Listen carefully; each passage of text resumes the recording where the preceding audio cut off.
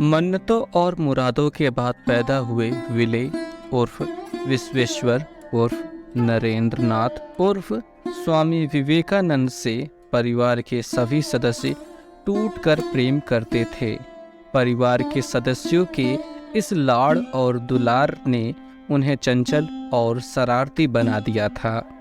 पूरे परिवार का वातावरण धार्मिक था, इसीलिए घर की स्त्रियां जब काम निपटाकर एक जगह इकट्ठा होकर बैठती थी, तब वे आपस में धार्मिक विषय पर चर्चा किया करती थी। कभी कभी रामायण का पाठ होता था तो कभी कभी गीता का पाठ किया जाता था।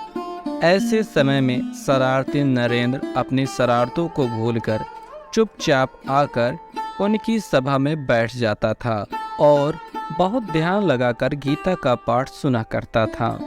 बाल्यकाल से ही नरेंद्र इन लोकाचारों को नहीं मानता था।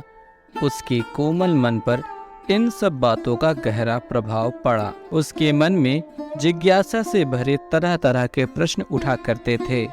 तब वह अपनी माँ से उन प्रश्नों को पूछता था, जैसे रसोई में जाकर भोजन अशुद्ध किस प्रकार हो जाता है और पानी को बाएं हाथ से क्यों नहीं पीना चाहिए।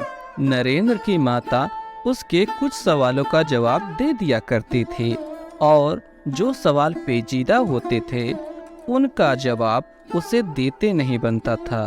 तब वह किसी प्रकार से नरेंद्र को टाल दिया करती थी। दिन प्रतिदिन इन लोकाचारों के प्रति उसकी उपेक्षा न सिर्फ बढ़ती जाती थी, बल्कि अपनी ओर से परिश्रम करके उन्हें तोड़ने का प्रयत्न भी करने लगा। क्योंकि उनका खानदानी पेशा वकालत का था, उनके परदादा के बाद दादा और उसके बाद उसके पिता क्योंकि वकालत करते थे, इसलिए उनके पास हर जात और हर धर्म के लोगों का आना जाना लगा रहता था।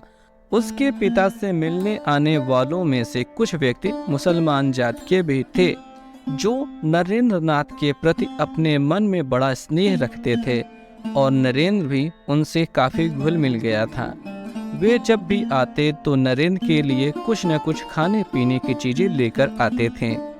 बालक नरेंद्र उस मुसलमान की लाई हुई चीजों को बड़े चाव से खाता था।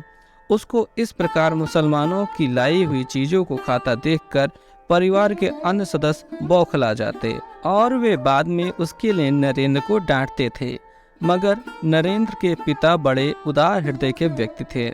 उन्होंने कभी भी इस बात का कोई विरोध नहीं किया। यदि उनकी पत्नी इस संबंध में कुछ कहती तो वे झट से कहते, मैं छुआछूत को नहीं मानता हूँ।